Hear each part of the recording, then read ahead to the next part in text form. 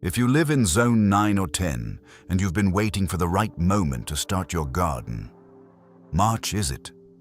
While gardeners in colder parts of the country are still staring at snow on the ground and dreaming about spring, you already have warm soil, mild nights, and plenty of sunshine working in your favor.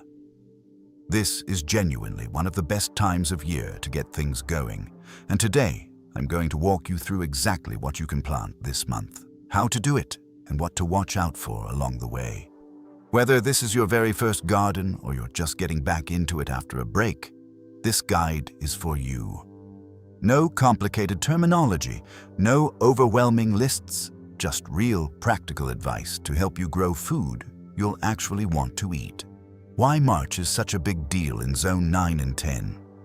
Let's start with a little context because it really does matter where you live. USDA Hardiness.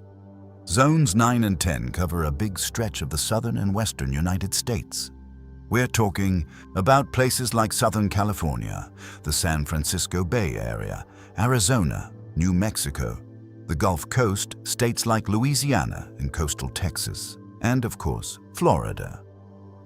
These are warm climate regions where winters are mild, summers are hot, and the growing season is dramatically longer than what most of the country gets. In Zone 9, winter temperatures typically stay above 20 degrees Fahrenheit even on the coldest nights, and by March, the daytime highs are often already climbing into the 60s and 70s. In Zone 10, it's even warmer. Frost is rare, temperatures are consistently mild, and your garden can technically grow almost year-round if you plan it right. So why is March specifically so important? Because it's the sweet spot. The intense heat of summer hasn't arrived yet, which means your plants can establish their root systems without being immediately stressed. The soil has warmed up from any winter coolness, and daylight hours are increasing, which encourages strong, healthy plant growth. For warm season vegetables, the ones that need heat to thrive, March is essentially the green light. A quick word about frost dates. Before we dive into the plant list, I want to mention something that a lot of new gardeners overlook, and it's important. Even in Zone 9 and 10, you should check your local last frost date before you plant anything. I know, it might feel unnecessary when you live somewhere that barely gets cold at all. But frost dates vary even within the same zone depending on your exact elevation, how close you are to the coast, and your specific microclimate. A garden in inland Southern California can have slightly different conditions than one right on the beach. A yard in a low-lying valley can trap cold air differently than one on a slope. The good news is that for most of Zone 9 and all of Zone 10, the last frost date typically falls somewhere between January and early March, which means by mid-March you're generally in the clear. But generally isn't the same as definitely. Take 2 minutes to look up your local last frost date. You can find it on the Old Farmer's Almanac website or through your local cooperative extension office, and you'll save yourself from a potential heartbreak if an unexpected cold night sneaks up on you. Okay, with that covered, let's get into the fun part. Transplants. First, starting with seedlings. The first category of plants we're going to talk about are ones you'll want to start as transplants rather than direct seeding into the ground. These are vegetables that benefit from being started a little earlier indoors, usually 4 to 8 weeks before your planting date, and then moved outside once they're established. If you didn't start seeds indoors back in January or February, don't worry. You can absolutely find healthy transplants at your local nursery or garden center in March, and there's no shame in that at all. Tomatoes. Tomatoes are probably the vegetable most people are thinking about when they decide to start a garden, and Zone 9 and 10 gardeners are lucky because March is an ideal time to get them in the ground. Tomatoes love heat and sun. They need at least 6 to 8 hours of direct sunlight per day, and they do best when nighttime temperatures are consistently above 50 degrees Fahrenheit, which most of our region already has by March. When you're choosing tomatoes for a hot climate, it's worth paying attention to heat tolerance. Look for varieties that are specifically recommended for warm climates, like Celebrity, Sun Gold, Better Boy, or heat-tolerant cherry tomato types. Some heirloom varieties can struggle when temperatures push above 95 degrees Fahrenheit, so keep that in mind as you're planning ahead for summer. Plant your tomato transplants deeper than they were in their original pot. Tomatoes can grow roots all along their buried stem, which makes for a stronger, more drought-tolerant plant. Water them in well when you first plant, and then try to establish a consistent watering schedule. Irregular watering is one of the most common causes of problems like blossom end rot, so try to keep the soil evenly moist rather than swinging between dry and soaked. Peppers. Peppers are another warm season crop that absolutely thrives in Zone 9 and 10. If anything, hot peppers almost prefer the kind of heat that summer will eventually bring. But March is still the right time to get them started, giving them a chance to establish before temperatures peak. Like tomatoes, peppers want full sun and consistent moisture. They're a little more sensitive to cold than tomatoes, so if you're in Zone 9 and still seeing cool nights in the low 40s, give it another week or two before planting. Peppers planted in cold soil tend to just sit there and sulk. They won't actively grow until conditions warm up. There are so many great pepper varieties to choose from, whether you want sweet bells, mild banana peppers, jalapenos, or something seriously hot like habaneros. Start with what you and your family actually cook with, and you'll never feel like your garden space was wasted. Eggplant. Eggplant is a little underrated in the home garden, but it's a fantastic choice for warm climates. It loves heat even more than tomatoes and peppers do, and it produces beautiful, glossy fruit that looks as good as it tastes. Plant eggplant transplants in full sun with well-draining soil. They don't like to sit in wet conditions, so if your garden soil tends to stay soggy, consider mixing in some compost or planting in raised beds. Once established, eggplants are fairly forgiving and can handle some dry stretches as long as you water deeply when you do water. Direct-sown, planting seeds straight into the ground. Now let's talk about the plants that prefer to go directly into the garden as seeds rather than transplants. These vegetables don't take well to having their roots disturbed, or they grow so quickly that starting them indoors doesn't give you any real advantage. In March, warm Zone 9 and 10 soil is perfect for getting these seeds to germinate quickly. Cucumbers. Cucumbers are fast growers and absolutely love warm soil.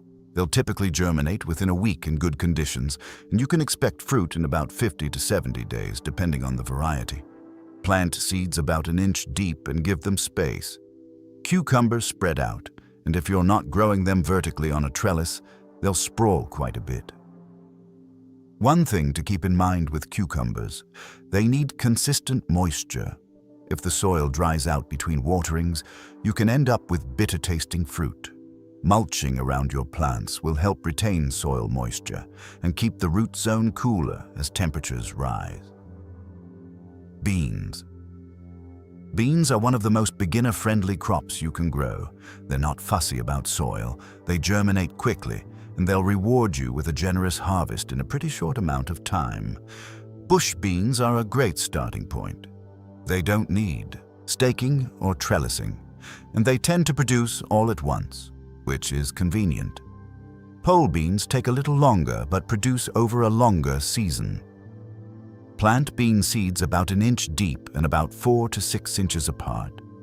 They don't need a lot of extra fertilizer, especially if you've worked compost into your soil. Beans actually fix their own nitrogen from the atmosphere, which is one of the reasons they're considered such good garden citizens. Corn. If you have the space for it, March is a great time to plant corn in Zone 9 and 10. Corn is a heavy feeder and a heavy drinker, so it needs rich, fertile soil and consistent irrigation. It also needs to be planted in blocks rather than single rows to ensure good pollination. Without proper pollination, you end up with ears that are only partially filled with kernels, which is disappointing. Plant corn seeds about an inch deep and 10 to 12 inches apart, in blocks of at least 3 or 4 rows.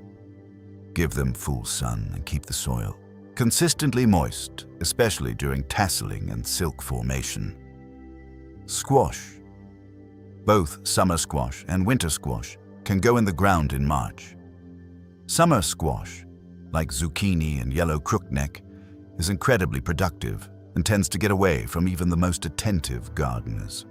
You plant 3 seeds and suddenly you have more zucchini than your entire neighborhood can eat. Winter squash varieties like butternut and acorn take longer to mature but store beautifully. Squash seeds are big enough to handle easily, which makes them great for kids. Plant them about an inch deep, give them plenty of room, and water them deeply a few times per week rather than with frequent shallow sprinklings. Okra. Okra is a southern garden staple, and it truly thrives in the heat of Zone 9 and 10. It's not as commonly grown by beginners, but it absolutely should be.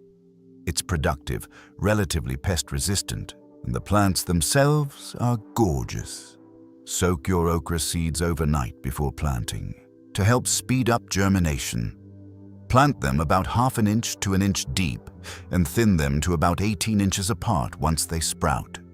Okra will start producing pods in about 50 to 65 days, and once it starts, it produces heavily. Harvest the pods when they're young and tender, about 2 to 4 inches long, for the best texture and flavor. Herbs and greens. The finishing touches. No garden is complete without herbs and fresh greens, and March is an excellent time to get these established too. Basil. Basil is the quintessential warm weather herb, and it absolutely loves the conditions that Zone 9 and 10 provide. It needs warmth to germinate. Don't rush it if nights are still chilly. But once temperatures are consistently above 60 degrees Fahrenheit, basil takes off. Plant it near your tomatoes if possible. They're classic companions in the garden and in the kitchen. Direct-sown seeds or plant transplants in full sun and pinch off flower buds as they appear to keep the plant producing flavorful leaves. Cilantro. Cilantro is a quick-growing herb that does best in slightly cooler conditions, making March actually ideal before the intense heat of summer sets in. It has a tendency to bolt, meaning it quickly goes to seed when temperatures get too high, so plant it now and enjoy it while the weather is still mild. Sow seeds directly in the garden in a sunny spot with well-draining soil. Once it bolts, the seeds it produces are actually coriander, which you can harvest and use as a spice or save for the next planting. Parsley. Parsley is a patient little herb. It can take 2 to 3 weeks to germinate, so don't give up on it if nothing seems to be happening at first. Soaking the seeds overnight before planting can speed things up. Once it gets growing, parsley is a workhorse in the kitchen and holds up well in warm weather. Give it full sun to partial shade and regular moisture. Green onions. Green onions, sometimes called scallions, are one of the fastest and most satisfying things you can grow. You can be harvesting them within 4 to 6 weeks of planting. Simply press seeds into moist soil about 1/4 inch deep. Keep them watered and thin them out as they grow. They don't take up much space at all, which makes them perfect for small gardens or even containers. Lettuce. Like cilantro, lettuce prefers cooler temperatures and can bolt in heat. That makes March a bit of a race against the clock in Zone 9 and 10. But it's a very worthwhile race. Choose heat-tolerant loose-leaf varieties and plant them where they'll get some afternoon shade, especially in Zone 10. You can harvest individual outer leaves as needed, which keeps the plant producing for much longer than if you pull the whole thing at once. Quick tips for new gardeners. Before we wrap up, here are a few foundational tips that will make a real difference in your garden this season. When it comes to soil, compost is your best friend. Mix a couple inches of compost into your planting beds before you start, and your plants will thank you for it. Good soil holds moisture without getting waterlogged, and it feeds your plants gradually as it breaks down. For watering, deep and infrequent beats shallow and frequent every time. When you water deeply, you encourage roots to grow down into the soil where moisture stays cooler and more consistent. Shallow watering keeps roots near the surface where they're vulnerable to heat and drought. A good rule of thumb is to water until the moisture reaches at least 6 inches into the soil, then let the top inch or two dry out before watering again. Sunlight is non-negotiable for most of the plants we talked about today. Tomatoes, peppers, eggplant, cucumbers, beans, corn, squash, and okra all need full sun. That means at least 6 to 8 hours of direct sunlight per day. If your garden only gets partial sun, lean into the herbs and greens, which are a little more forgiving.